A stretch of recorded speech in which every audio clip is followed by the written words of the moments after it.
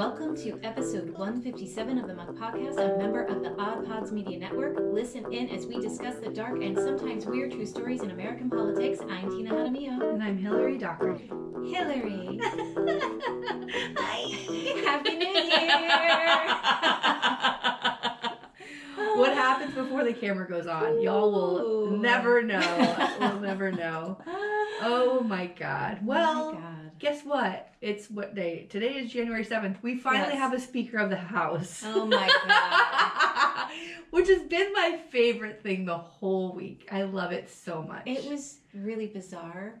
Oh, yeah. I mean, it hasn't happened in 150 years. Yeah. Jesus. Like closed without a speaker the first time in 100. It's embarrassing. It is embarrassing. And it's also it was very Tea Party days. It was very much like, we're going to hold everybody hostage. Such a spoiled group of people. They're going to continue to do. They're going to continue to do this. This is John Boehner 2.0. Oh my God. Remember when they couldn't get anything through the House because you had these Tea Party douchebags? And it's the same thing, except they're insurrectionists. I know. They're in, and that was, I read so many great tweets yesterday, or like this morning, but it was like, it's on January 6th, the second anniversary of January 6th insurrection, that this group of people these 20 supported, including Kevin McCarthy, who flip-flopped on it, but they're going to hold the country hostage and the world hostage. There's nothing happening globally with the United States if we don't have any business going through the House. So it's so stupid. He made all kinds of concessions to them.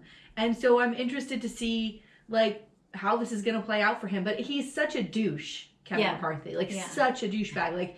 And what an embarrassment. It's an embarrassment. But I just read a bunch of things about him, but basically he's just failed upwards his entire career. And like many a white male. Yeah. But people who have been Speaker of the House, they usually have an agenda. They have a plan. When you talk about Paul Ryan, and he was always about cutting taxes and wanting to have tax breaks, and he tried and tried and tried. He finally gets Trump, who's going to sign off on anything, and gets his tax breaks, and within 2 years, he's like, Paul Ryan's like, peace, I'm out. And he was a young man. And he didn't stay till he was 100. He was like, this is what I wanted as Speaker of the House. He got it. He left. Kevin McCarthy has no plan. And became a lobbyist, right? Because he knew what he wanted, But Kevin McCarthy has zero plan. He has no... he's got no backbone. He has no moral center. He has no issue that's important to him. No. And they know that. They know they can't count on him. They know that he can't, hold the line. So... It was complete buffoonery, but what else can you expect? It's the fucking Republican Party today. It's so, it's laughable, but then at the same time, it's like, well, what the hell are we going to be dealing with now? Yeah. For 2 years. Also, The Daily Show put a great clip out. Look at it's on their Twitter, but they're like, the way that the Fox News is reacting to this speaker vote is how they should have reacted to the insurrection. And so they cut to show, instead of showing the vote, they're showing the insurrection next to the GOP or the Fox News guys saying, this is a clown show. This is unbelievable. This is outrageous. They cut it together perfectly. It was so fucking good. Oh, it was so good. It was so good. Because you know what? If that was Democrats doing this, it would have been they would have been burning that place to the ground. Come on. Please. Yeah. There's no respect for it. That's the worst part for me, is there's no respect. When Matt Gaetz, by the way, a lot of those 20 were from Florida. Yeah. Of course. And so when Matt Gaetz, when I saw him speak in that face. And he gets up and he goes, Donald J. Trump, or whatever he said, I was like, douche. You could feel everyone in the room was like, ugh. And he had a stupid look on his face because everything is a joke to them. Ugh. They're not elected to work for the people, to do what's best for the people. No. They're there to further their name, hold on to power, take all the benefits of what it is to be a House member. They're not there to actually do work. They're there to be stars. Yeah. And that's not what this job's about. He needs to be a star in prison. Yeah. When is that happening? Yeah. This motherfucker's not embarrassed at all. He's not embarrassed at all. Oh, God. I saw those eyes and that brow, and I was like, and of course, it was no surprise that he said Donald Trump. Mm-hmm. No surprise. By the way, nobody else voted for him either. That's the best. Loser! Loser! Oh, my Donald God. Trump, this piece of shit. By the way, Kevin McCarthy was, I don't know, I watched all the January 6th insurrection hearings, the January 6th hearings. They were incredible. the Kevin McCarthy involvement in like calling Trump while the people are storming inside the building and he's running from his office with his staff to find safety. Kevin McCarthy, he's on the phone with Trump saying, please tell these people to leave. Please tell them. And Trump is saying to him, I don't know what to tell you, Kevin, right? And so he's like pleading. And the next day, Kevin McCarthy goes, not a big deal. What's the big deal? He was shitting his fucking pants. He was shitting his pants, begging for help, and then defended it. Like, my God. I can't even believe that this is even happening. The other story, well, really the tweets and like the memes about George Santos have oh my God. made me happy. I mean, what a... This guy... he looks crazy, though. He's got crazy eyes. He does. How do people let this motherfucker? What is going on? But why didn't the Dems vet him either? I think that they're okay. So from what I know, because I don't know a lot about this, but I think every single thing. I think there were some things that had come out, like the papers, like there were some things that had come out before the election, but it was really like after the election that everything, like the floodgates opened. Because it was like his mom died in 9/11, but then she also died like on Christmas Eve, or I don't know. It was like just the most ridiculous. But also, that is our system. And if you're able to wiggle your way through by just standing in front of any other crowd, like standing in front of the Black Caucus, standing in front of the Hispanic Caucus, just telling people what they want to hear to get their votes, you'll get it. Like, no one's double checking this shit. Nobody's paying attention. Oh my God. Because most people who go to vote go and say, okay, this person's Democrat, I'm voting for them. Oh, they're a Republican, I'm voting for them. They don't even pay attention to what's leading up to. You know? Right. I mean, it happened here with our that school board election. Oh yeah, definitely. You know, totally. It happens. It's there's. I just wish there was more of an oversight, or just one committee, like, and all these parties, like, that their job is just to like dig into people. I mean, we have Google, right? I mean, Google. Well, you also have to have a party that's strong enough to expose it. And keep hitting it, keep highlighting it, go to the papers, keep talking about it. Oh, please. Parties are so fucking weak. Weak ass bitches. Weak ass bitches. P.S. This is Elvis's birthday weekend. Oh. And last night I took my kids to the city of Fort Lauderdale is doing a ton of shit this weekend for Elvis. It's amazing. Are you serious? I'm fucking serious. So last night, or I saw it in the paper yesterday morning, and I came home at lunchtime yesterday and my kids were here. And I was like, yo, we're going to go see Elvis impersonator tonight on the beach of Fort Lauderdale. And they go, my daughter goes, I don't think so. And I'm like, what? This bitch, she has not left the house all week. Okay? She's been sitting around doing nothing. I said, you haven't even been outside in a week. Okay? And then she goes, wasn't he like a drug addict? And I was like, what? And then my son, anyway, we watched the Elvis movie, so this is why. And then my son goes, didn't he have sex with a girl who wasn't old enough? And I was like, I said, we're going for the music. Just don't worry about Elvis. We're just going to go for the music. God damn woke motherfuckers, right? I was like, damn it. So we go. It was a beautiful night, like 68, 69 degrees. It was gorgeous outside. It was right by the beach. It was in this little like park that they created out of a parking lot over there. And this guy was incredible. Really? I was out of my mind, right? And so the kids were bored. They're walking around this park, like running around. They didn't give a fuck. But I was like, right? I was so fucking excited. And he did like early Elvis and then like his comeback special songs. And then he went back and changed into this like black leather outfit. Oh my goodness. And then Vegas then he came out in the Vegas Elvis. I was screaming. I was like, oh my God, right? So finally I said to the kids, fuck this, we have to go up. Like, right, go to the front of the stage. Because I'm an idiot. And so I grabbed them and we go up there and it was a much better show when you're standing there. And I'm doing this the whole time where I'm reaching for him to touch my hand. Like it's the real Elvis, right? And I'm doing this and I'm like, he's coming by and I'm reaching like this for him to touch my hand. He's an Elvis impersonator, right? I lost my mind at this point. He had this jumpsuit and it was cut down to his navel. It's like just enough hair, you know what I mean? Oh, and he's like, God. I'm 25 years old. I'm like, yes, you are 25 years old. Oh my God, he's so cute, right? And he's shaking them hips. I was like losing my fucking Tina. I don't know what happened. I lost my mind. I'm obsessed with Elvis. So much fun though. It's so much fun. So then like he never touched my hands. I told the kids I get them ice cream afterwards, and we're like walking away, and I'm like floating. I'm so happy. I had so much fun, right? And it was just such a good night.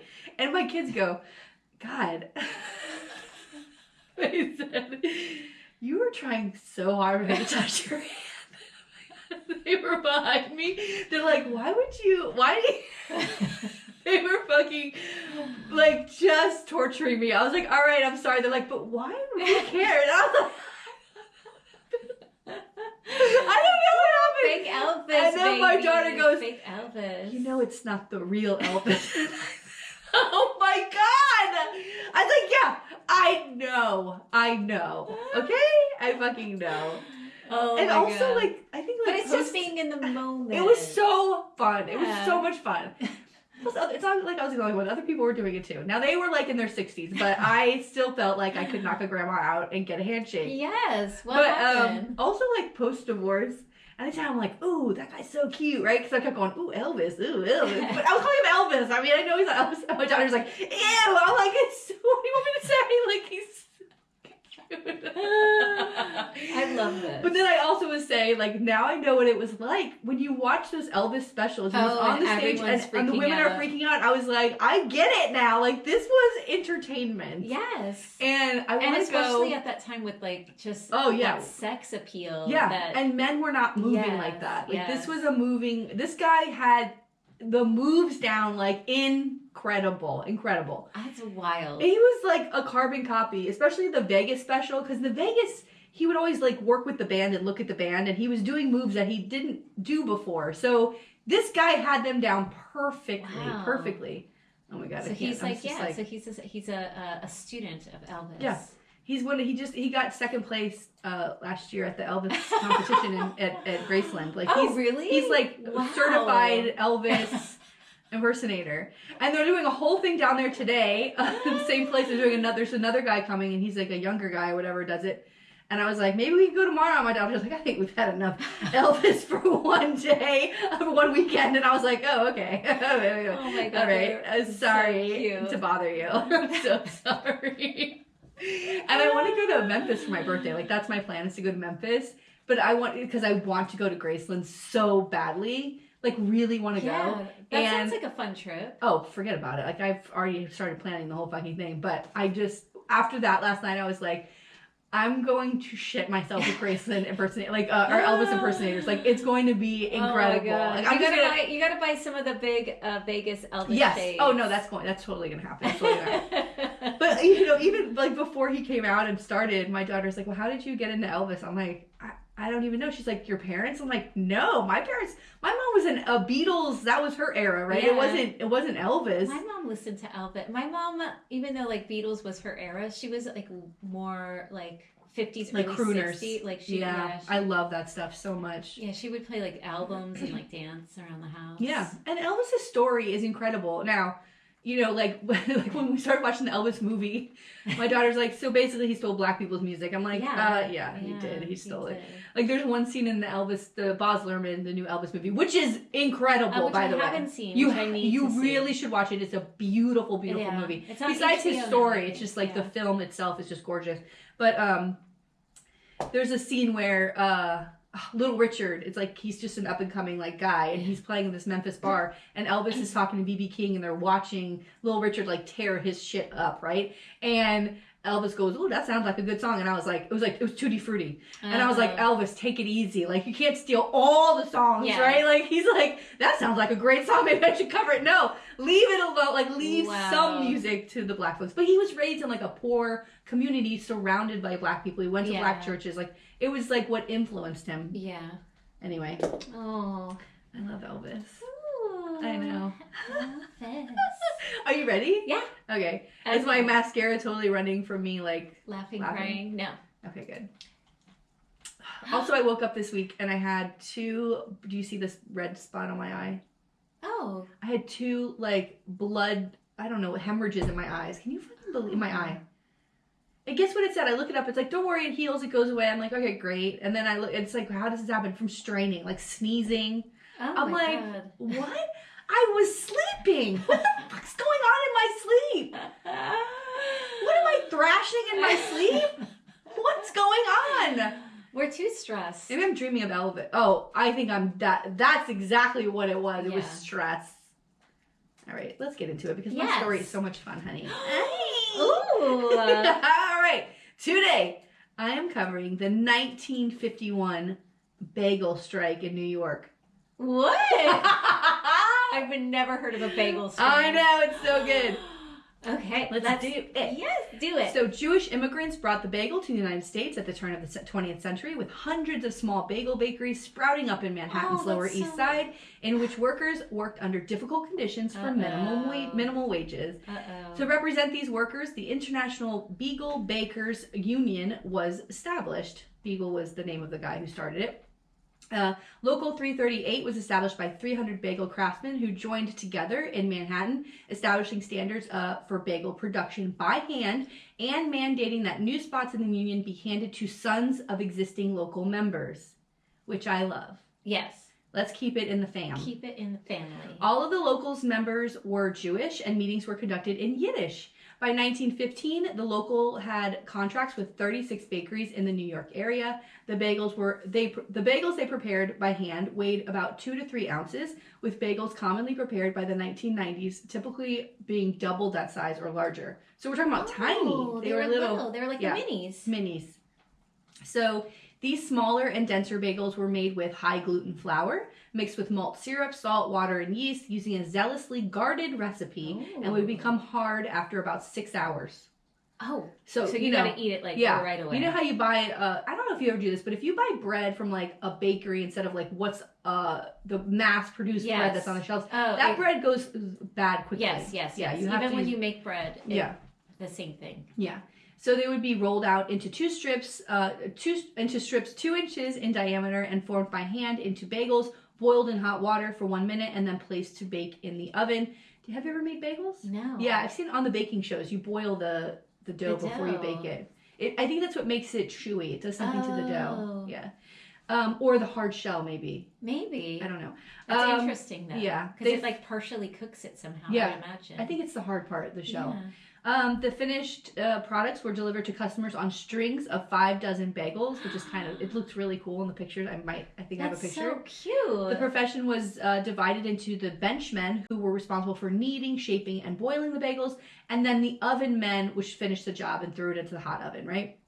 Okay, so in December 1951, a labor dispute between Local 338 and the Bagel Bakers Association, which is the owners of all these bakeries, closed 32 of the city's bagel bakeries, leading to what the New York Times called, quote, a bagel famine.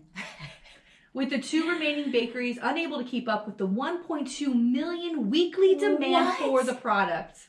That's a lot of bagels. So it's all these bakeries, but it's going out to New York, in the city, in the area, so they're in like New Jersey. Mass producing bagels by hand. Yes. So they need a lot of workers. Oh, yeah. And they're not paying anybody. Great. Right. So as a result of the work stoppage, area delicatessens reported that sales of lox had dropped by as much as 30 to 50%. Oh, yeah, because you got to have the lox in the bagels. Yeah. Murray Nathan, who had successfully resolved the smoked salmon strike in 1948, Murray was brought in. Get Murray in here. Murray, well, you know who we need? We need Murray.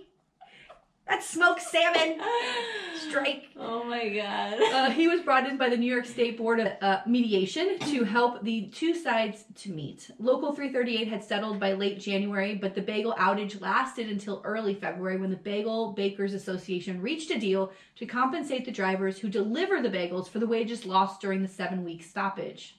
Okay. Which you can imagine. 7 weeks with no work. That's a lot, man. You know what I'm saying? Yeah. While a threatened 1956 strike was averted when Local 338 members received an additional $6, which is equivalent to $60 today in weekly wages, bringing pay to between $70 and $138 per week, which is like $1,380 a week today. Oh, it's a lot of money. That's a lot of money.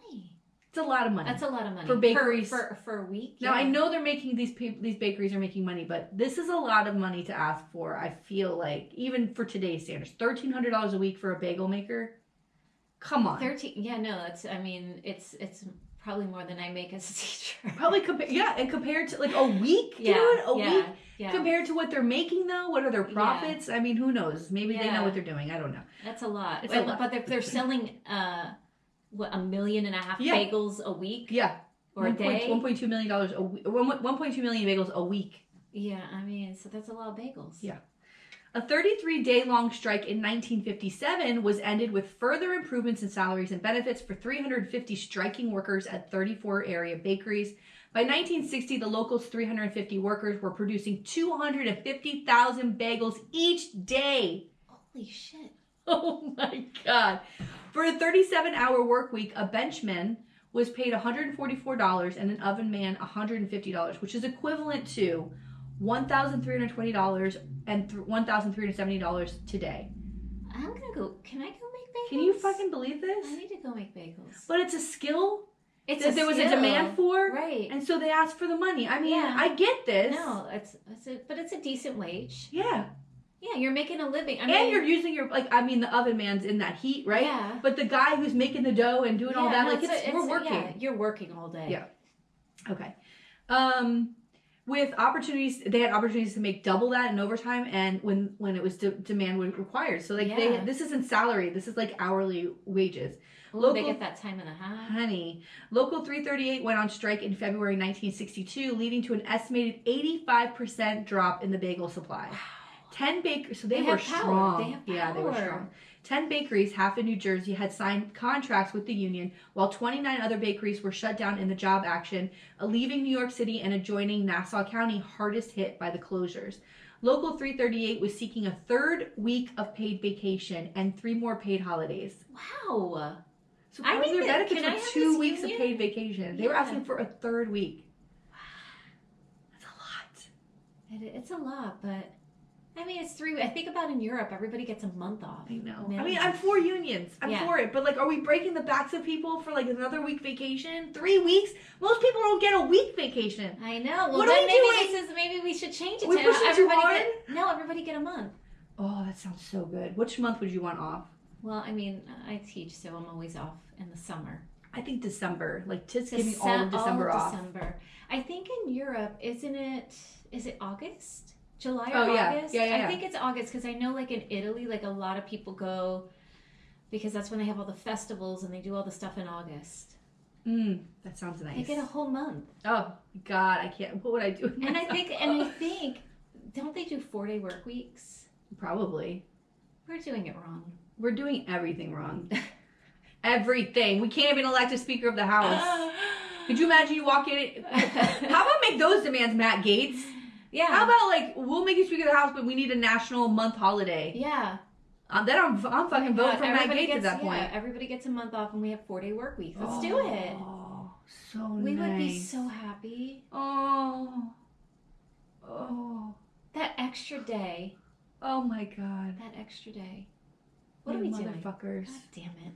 Damn it. Come on, Matt. But then we'd Gaetz. be like, thank God it's Thursday instead of thank God it's Friday. Yeah, hey, I don't.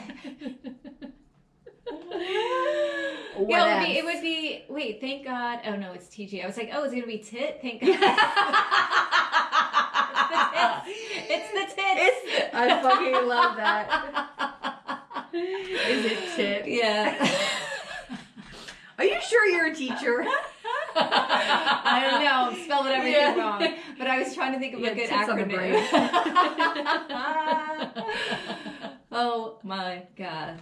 It just reminded me of a conversation in my car last night with my kids. It was about boobs. It was hilarious, but I'm not going to share it. I'm not going to do it. So, employers countered with an offer of 1 additional paid holiday and wage increases that could be applied as the union saw fit. So they're trying, So they're right? going to get even more than $1,300 a week. Yeah. In the 2-year agreement reached on March 8th to settle the month-long strike, workers received an additional $2 daily in the first year, on top of the 25 to 26 per day received under 1-year agreement that had just ended. Wow. So they already had an agreement to, like, get more money in. They're like, Wow. another $2 a day.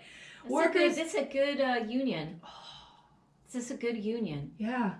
I mean, they're really... Because it is about sticking together, right? Yeah. So if you're gonna threaten a strike, everybody better fucking walk the fuck out. You know what I'm saying? Workers received another $1 per day in the second year of the contract and a third paid week vacation, in addition to other benefit changes. And this is great: the 2 dozen bagels per day each member was already entitled to receive. bagels a day. What are they doing with 24 fucking bagels? What the fuck are you doing with all that? And they go bad in 6 hours anyway. Like, what do you know they're walking home and they're like, here, it's like have a hard. bagel. Yeah, it's yeah. like, you know, John Travolta when he's walking down the street, but he's handing out bagels. Give me the bagel.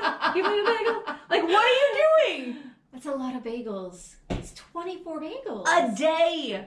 24 bagels a day. I mean, if you have a family, 4 or 5, everybody has 2 bagels. But so I'm 10. not Jewish, so I don't know. But were bagels like you'd have it with a meal? Like, is it the bread you would eat with something, or was it like what is the deal with the bagel? I think the bagel is the meal, right? Like the breakfast. Was Italian bread a thing like with every meal with your family at dinner? Yeah, or bread. Yeah, yeah, with bread. dinner all the time. Yeah, so I wonder if maybe, but the bread goes bad in 6 hours. And a bagel's not like a. No, it's not like a.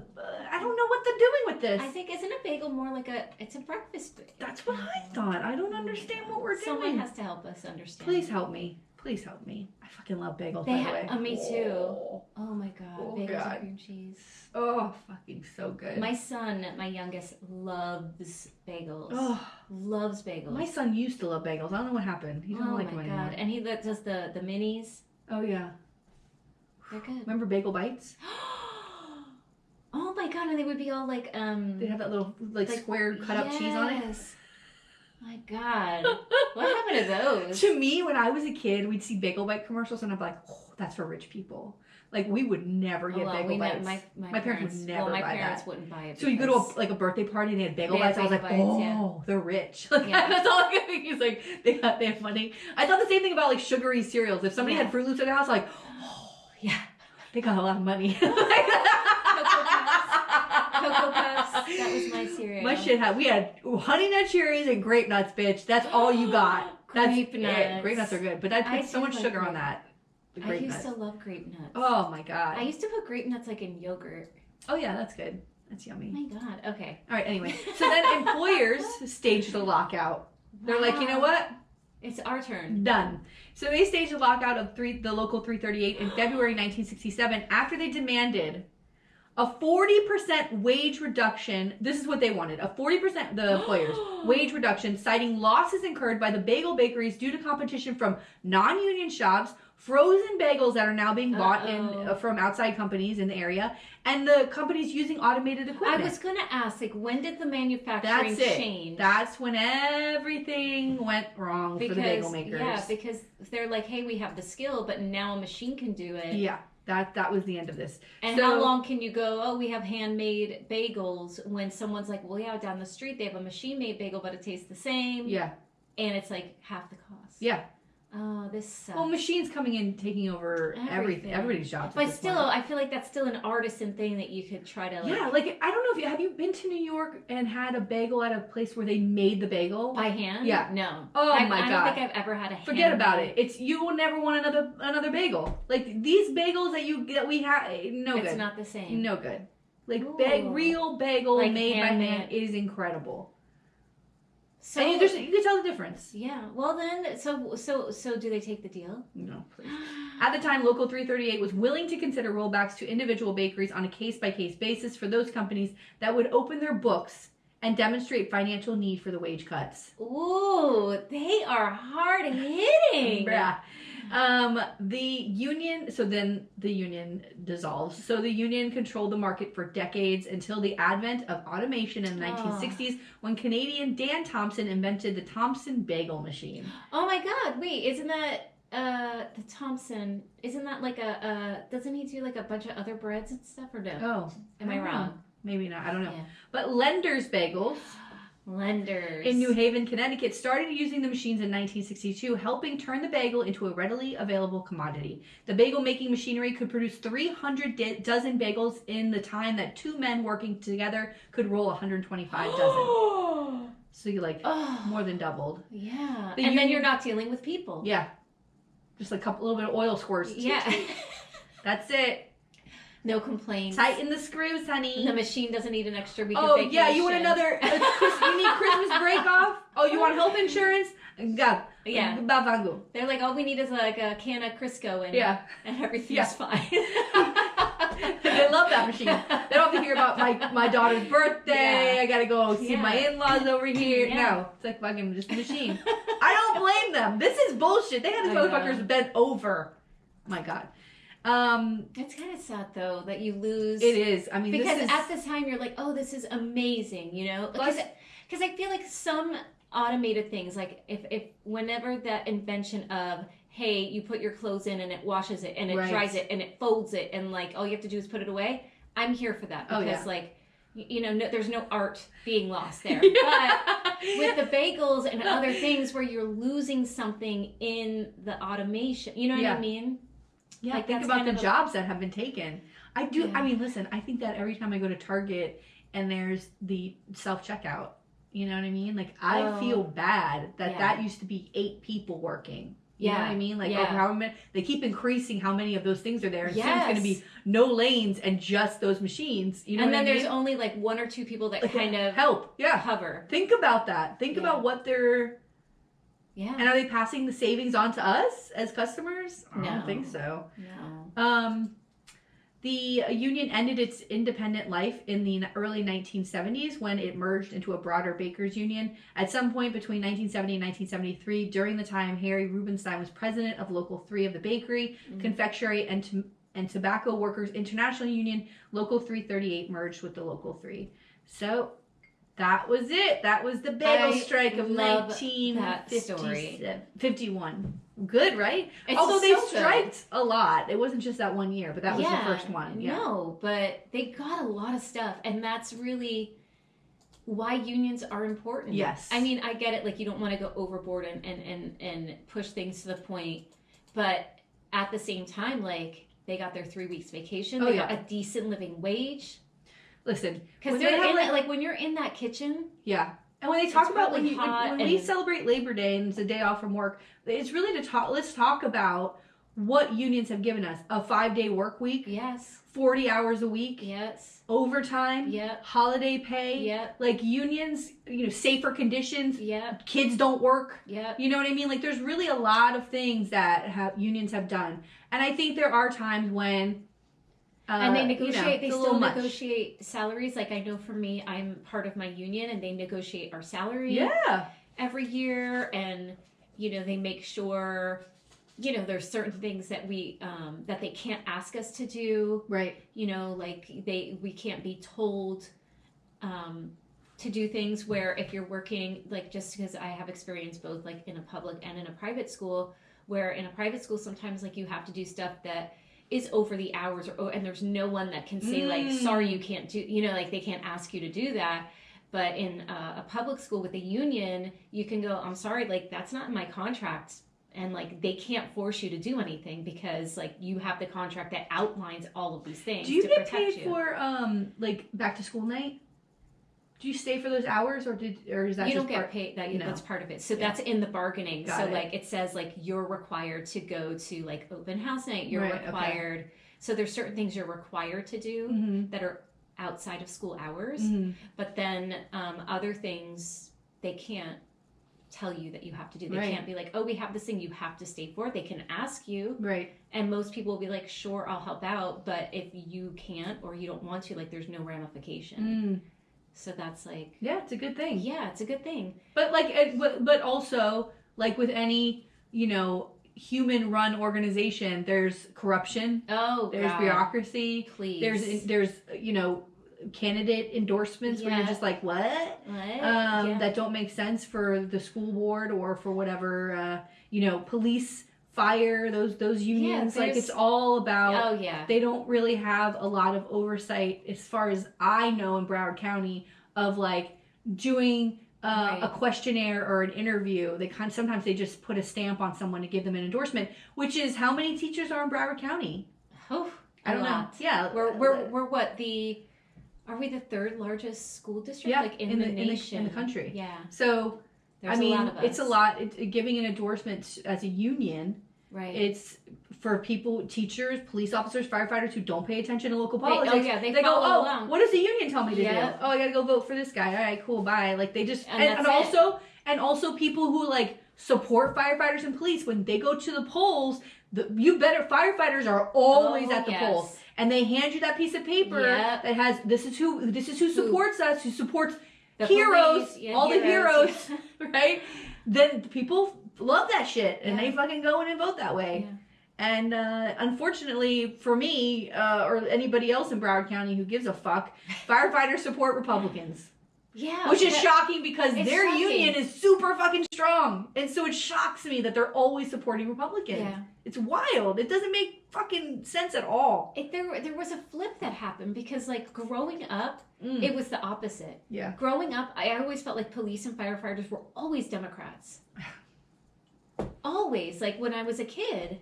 Right? I don't get it. Yeah, I don't get it. There was some shift that happened, and, you know, that's it. It's a really good question. Something to look into. Yeah. Oh, I'm so ready. Okay. I love going first. Oh my god. Isn't it nice? Then you get to chill. I love to chill. Just chill. Take a chill. Oh, I saw this cute necklace. I that Instagram stalks me with jewelry. Oh, really? Bullshit. But it was this really cute necklace, and it was a pill, and it says chill pill. It says chill on it. And I was like, I need that pill. That is so cute. Yeah. I need that too. Chill. Jesus. Why don't you just take a chill pill? Remember that? Just chill. I need to take a chill pill. Yeah, I'm like, just give me the pill. If it helps me chill, I'll take it. Don't even tell me what it is. It just says chill on the bottle. I'm like, that's my fucking drugs. Oh my Like, God. let me have it. Because, you know, I used to, this is all going to stay in, right? Yeah. Okay. I used to think I was very chill. But the older I get, the more not chill I am. You know, I was thinking about this too. Like, and things that like never bothered me. Yeah. I feel anxious about. Yeah. And I'm like, what is going on? I need to let it go. Yeah. Well, I mean, and I don't want to get into, like, we made a pact. Let's do a pinky swear pact.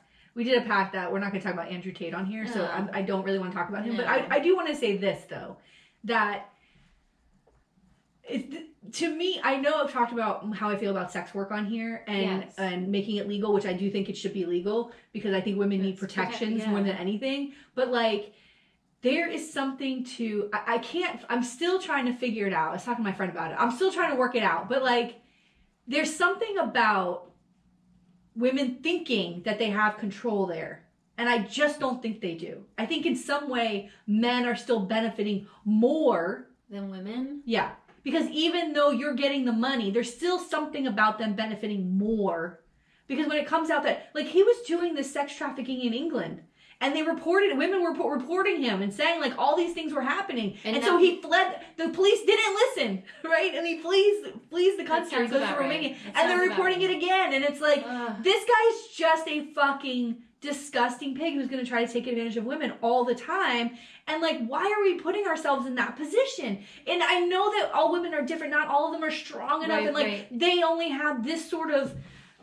They feel like they only have this sort of ability. They don't have the perspective of, like, you have more to offer.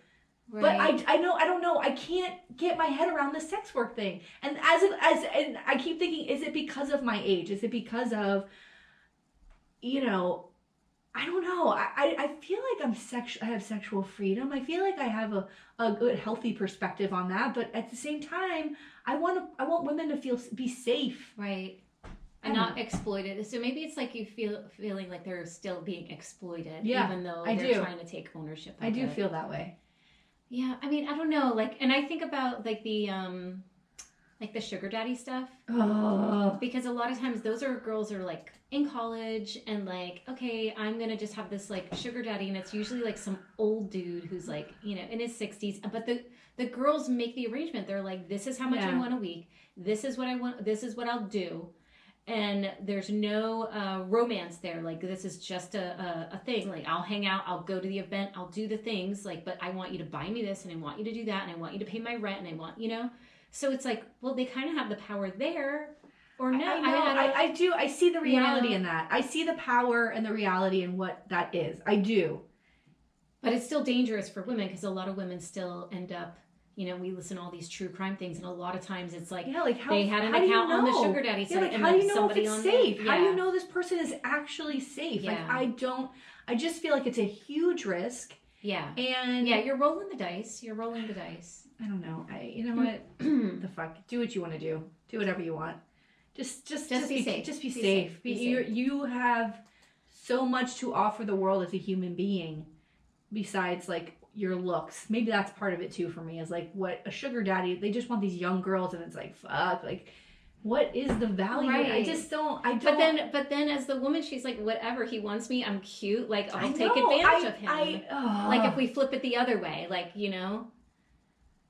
I just don't know how it works in your favor at the end. Like in what, unless you can break off. We should talk to someone. We should talk to someone. I just need some help here. Yeah. I need some help. All right. Are you ready? Yeah. Sorry for the sidebar. No, the sidebar's good. All right. Today, I'm going to tell you the story of former Dawson, Georgia mayor, Christopher Wright. So Christopher Wright made history as Dawson, Georgia's youngest mayor in 2012. But it's the actions that led to his indictment that have forever tarnished his legacy. You motherfucker. Is it W-R-I-G-H-T? It's W-R-I-G-H-T. All right, so our story takes place in Dawson, Georgia, which is a pretty small city of about 4,500 folks, and it's the county seat of Terrell County, Georgia. And basically, it's like a 2.5-hour drive from Atlanta. Like, that's kind of maybe like the more major city that it's near. Never been to Atlanta. Would love to go to Atlanta. I would love to go to Atlanta too. Never. I've heard so many wonderful things. I've just driven through Georgia. Really? Yeah. Have I? No, I've never driven through Georgia. Wait, yes, I have. Yeah. All right. So as I said at the top, Wright was the youngest. That was a fun trip down my brain. Going, wait, have I driven? I'm so fucking old. I can't. Oh, you are so not. By the way, I had dinner with a friend of mine last week, and she said that she was at a doctor's for like whatever checkup, and the doctor literally said to her, she's our age. You're almost 50. Enjoy these years because it's about to hit where like everything goes wrong. Like our bodies just fall apart. Nice. This is doctor said. I was like, who is this doctor? Second of all, they're right. Like I know it's coming. Like I'm forgetful. No. I'm tripping and falling on things. Like I'm a mess. Let's enjoy being a mess though. Okay. All right. So where's the sugar daddy site for me being a mess? I think there is one. Is there a messy daughter site? Ew, it's so fucking weird. And this whole thing's so weird. I'm interrupting the story. I'm so sorry. Come on, Christopher Wright. Oh my god. If he steals money, I mean, that's going to be the end of it. I mean, I feel like that's every story that I've done. All right, so Wright was the youngest elected mayor of Dawson. He was a young black elected who had hopes of changing the city for the better. And according to a Georgia Followers article by Jeremy Jones, he just, I guess was like this idealist in a way. He's like, I want to make a change. And Fox 31 covered his inauguration day and cited Wright as saying, quote, "The next step is getting in office, developing a relationship with the personnel in City Hall, city managers, and elected officials." And his goal, ultimately, he said, was to change the image of Dawson. And from what I read, he seemed to be surrounded by trouble and strife from the beginning of his term. Ugh. So, for example, he's elected in, and this isn't the major story, but it could have been. He's elected in 2012, and in 2013, Wright was shot in his home. What? On Halloween night. And not just shot, but he was shot like multiple times. Was it Jason? No. Michael Myers? Not Michael Myers. Damn it. No one knows still really who shot him. Yeah. He had to spend months recovering, and his mom was tied up, like they tied up his mom. What the fuck? Yeah, and then they shot him multiple times. And speaking to WTVM9 about the incident, Wright said, quote, "I saw someone bust down the door, and they got my attention by yelling, 'Hey!' And they opened fire on me 4 times. I was shocked. Holy shit. I was stunned. I couldn't believe it. I was like, this is how I'm going to die. After crying out a couple of times, I heard footsteps running back toward me. The gunman, he came, and he stood over me, and he shot me twice more." Oh my god! Yeah. Like assassination attempt. What the fuck what's going on? So at the time, Wright thought that the shooting may have been politically motivated. He was the mayor when this happened. He's the mayor. Wow. Yeah, he's the mayor. 6 times? And he's a young mayor. He's like 22 years old or something. Holy shit, dude. And he was worried because in that interview, he's like, there's no leads. No one was caught. Like, no one knows, like, who did this to me. Come on. He's got to know something. Right? And something's going on. Come on, bruh. So if someone busted in your door and shot you, wouldn't you be like, I would know if I had an enemy who might be out to get me? Well, that's why he's saying he thinks it was politically motivated, because there were some people that maybe didn't want him to be mayor. I mean, this is crazy. According to Jones's article, when he requested police protection, like on the dais, like, hey, I want police protection, the council voted 4-2 to not deny him that protection. Uh-oh. Yeah, so there's like something going on. Whoa. Yeah. Dude. So no one knew who shot Wright or why, but in 2016, when things were heating up for Wright in his own arrest, so like Wright ends up arrested for this other thing that I'll talk about. This man named LaShawn Moore pled guilty to the attack, and he alleged that Dawson City manager Barney Parnicott paid him to do it. Holy cow! What's going on over here? Yeah. The city manager. The city manager. Bitch. The city manager ends up arrested for something else too. Oh my! What's happening in this small town? This little town is a mess. So he alleged that Parnicott gave him $1,000 to commit the crime. But from what I've read, that's it. No charges ever came to the city manager. Like they couldn't find any connection. Wow. That Parnicott actually did this. But the guy said it. It doesn't. Well, did you give him a check? Because that could lead back to. Yeah. I mean, I guess if he could say, yeah, this guy did it, but if they have no other evidence, no communication, no nothing, like nothing. Holy cow! To hold him to, right? $1,000. So this asshole Parnicott, though, he ends up arrested in 2019 for aggravated sodomy and theft of a city-owned vehicle. Yeah. Aggravated sodomy? With who? What's that? Like he raped somebody. Oh my God. Yeah. And then he stole like it wasn't a police van, but it was like a van that belonged to the city, and like, so he ends up in jail. So what is happening in this city? Yeah, this town is This is a the mess. people you have hiring and electing? Yeah. What the fuck? Yeah, it's a little crazy. All right, so. Oh no. In July 2016. Oh God. So this is before the major incident went public. So he's involved in this major incident, but in the middle of that, he's arrested for impersonating an officer. Ugh. So allegedly, he flashed blue lights at a driver, and according to Kristen Poser, Keeter's WALB 10 article, he then drove past the driver who had pulled, this driver pulled over because they thought it was a cop. Yeah. And he drove past him, and then with his hand made a pointing gun motion at him as he drove by. Whoa. Yeah. So that's intimidating someone, right? And so he ends up in trouble for that, but. All of that sort of gets tied in together with what he was arrested for. So the major incident in 2016, the Georgia Bureau of Investigation was investigating a group of men involved in child molestation. Oh. Yeah. My God. They go to trial.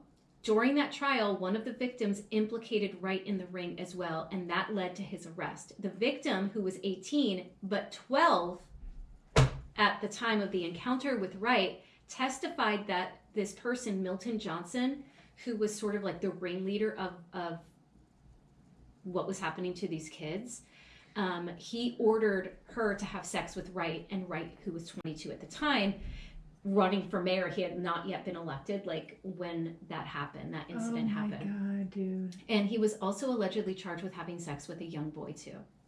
What? So the charges were aggravated child molestation, aggravated sodomy, child molestation, rape, and statutory rape. Now, when he's first arrested, he refuses a plea deal, and he refuses to step down from office. Right, because we're going to traumatize children further than you already have. Yeah. You fucking piece of shit. Can you imagine this? And he said at the time, according to WALB 10, and just as before, I have fought to save my life, and I will fight to save it again. I gotta tell you, maybe one of those kids hired somebody to shoot you, motherfucker. Right. Maybe it was one of those kids that came in and fucking shot him. Who knows? Right. Who knows? He deserves it. Right. Who knows? Die, you piece of shit. So in October of 2016, 4 months after Wright's arrest, then Georgia Governor Nathan Deal suspended Wright from office. Good. Thank you. Yeah.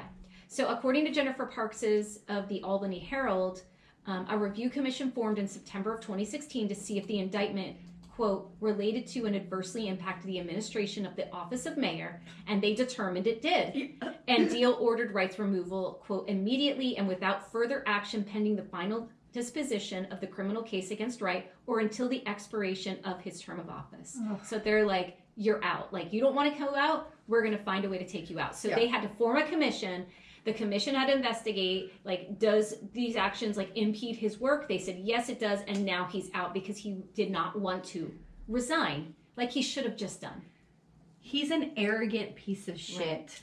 So disgusting human being. So this is in 2016, right? And Wright's term was going to end, but he was up for re-election. Ugh. And he stayed in that race. And if he would have won that race, he would have been then mayor again in 2017. And the suspension was only for his current term, right? So it had nothing to do if he could run or not. Wow. Luckily, he lost that election to Robert L. Brighton. Can you imagine he stays in the race? But people voted for him. It wasn't like, he got 1% of the vote. Oh, I'm a victim. I didn't do this. He lost by a lot, but it was still like, I want to say maybe 40%. He got 40% of the vote or something. What a fucking pig. Disgusting. But people voted for him. I know, but listen. I know. It's just like, it reminds me so much of, what's his name? Oh, Hillary, the mayor of Detroit, that crazy. Kwame Kilpatrick. Yeah. Where he had go Yes. back and listen. I got the episode, but that episode it was crazy. Like one thing after the other. And the car, and he and his families would go into the black neighborhoods and talk, like his mother even, and talk about how he was the victim of all of this. Like, they were attacking him, they were making things up, and he was the victim. And it played to people's sympathies, and that's exactly what this motherfucker probably did. So Wright ultimately pled no contest to the charges in January 2017. And so just as a reminder to those of you listening, no contest means you accept the conviction on the charges, but you don't officially plead guilty or innocent. It's almost like that Alfred plea, like where you're like, I recognize that there's enough evidence to convict me of this, so I'll take it, but I'm not saying that I did anything or not. Right? Whatever. So, sentencing. Oh, God. Fuck you, Tina. Tina, I swear to God, don't. I know you can't see all her face, but she went like this. I know. That means he got nothing. That means nothing happened. Oh! So, I was really shocked at the sentencing. And I want to be able, maybe for Lil Muck, to talk to someone on the sentencing side of things to really understand, like, how does it happen? 2 years. What? 2? No. Nothing. No time. So he didn't have to serve any jail time for what he did. He did get sentenced. God. He got sentenced to 20 years probation. 20 years probation. It's like nothing. It doesn't matter. No. It's like these kids don't matter. And a $1,000 fine. These children. Yeah. God knows how they even got in that position, what their lives were like leading up to somebody forcing them to have sex with an adult. Children, 12 years old. Baby. Are you out of your fucking mind? It's disgusting. And he accepts it. There's just nothing there. No. He's an empty shell of a fucking person. All these men involved in that are disgusting. You're a fucking creep. So, as Holy a condition shit. of his plea deal, Wright can never seek election for office for the 20 years that he's on probation. Which means, because remember, he's like in his, I think he's like 26 or so, like when all this goes down. So that means when he's 46, 47, if he wants to run for office again, he surely can. Isn't that outrageous? It should just be forever. I don't understand why these folks let's hope get he involved. doesn't. Why do they get involved? Like, you know what you did. This is before he was elected. You know what you've been up to. Yeah. Like, it's not like you're dating someone and you're having sex. You are in a place, some weird fucking place where there's some children. Guy tells you to do this. Yeah, and someone tells this girl to do this, and you go, okay. You know this is an odd fucking. This is not like, think about where this was happening, what he was doing. Yeah. He consciously made this decision to do that with a child, 2 children allegedly. Yeah, I mean, I don't know. He's yeah. saying no contest, but like 2 kids. And you're still running for office. The arrogance and the ego on this motherfucker that he thinks he's not going to get caught. Nobody will care. I'll get elected anyway. Yeah. I'll behave this. And then what? And then he's shocked when somebody breaks in his house and shoots him. Why are you shocked? Look what you've been up to, motherfucker. Right.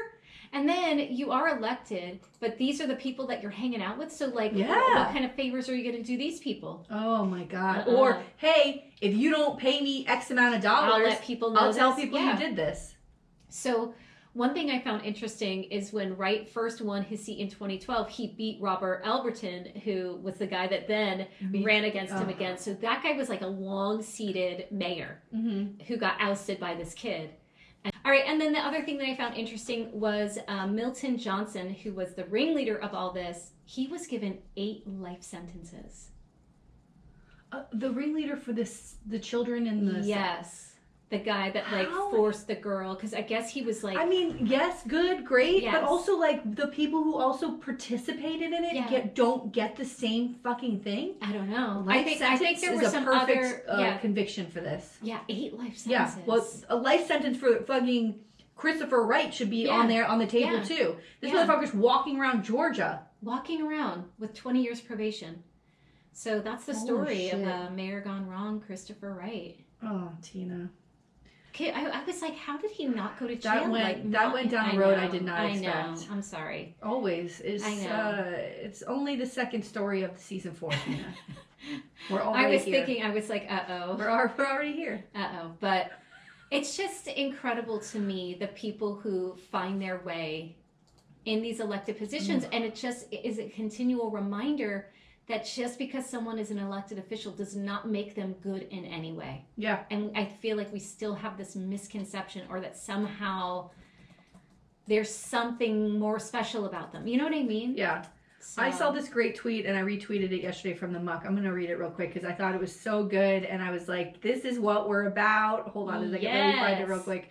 I retweeted it. I was like, that's what we're talking about. Richie Floyd, he is a commissioner in St. Pete, Florida. Uh-oh. And he wrote, if you think the House Speaker debacle is interesting, you should check out your local city council. And I was like, we agree, all levels of government buffoonery happening. Like, this is exactly, it's so true. It's so true. Like, you have to pay attention before you go and vote to find out what these people have been up to. Because believe me, in 20 years when Christopher Wright goes to run, this is going to be almost a distant memory, and he will find some way in 20 years to twist this that it'll be so long ago that he thinks people will forget. And people will. People will. Except the kids that he did this to, that he raped, will be able to speak out and say, here's what he did to me when I was 12. Can you imagine that he didn't go to jail? Also, why? I just don't understand this kids thing. Like, it makes me so fucking sick. It's so and gross. when you have children, it's scary as fuck. It's so scary to think that there are people out there who are predators like this. Yes. All right, I'm sorry to end it on a bad note. What are you gonna do? You know what I'm saying? What are you gonna do? What are we gonna do? What else is going on? That's it? That's it. I'm just gonna do absolutely nothing today. That's my goal. I have to mow the lawn. I haven't mowed the lawn in 2 months because it's winter in Florida and the grass doesn't grow, but it's looking a little shady out there. I was driving down the street. I was like, wow, look at that shitty house. Oh, that's my house. I better mow the lawn soon. Oh my God. And it's beautiful out, so I'm happy to do it. It'll be it's nice. such a lovely day. Yeah. Also, there are some stray cats who have been shitting all over around my pool. No. What is this? I don't know. I wish I had a dog to, like, eat them. I can't. Fuck these cats. And they have collars on. Like, go shit at your own house, bitch. I'm shitting around my pool. You know what I mean? That's amazing. Go shit at your own house. Go shit at your own house. Get the fuck out of here. Oh my God. Anyway. All right. Well, I guess that's it. That's it, girl. Hey, bye. Bye.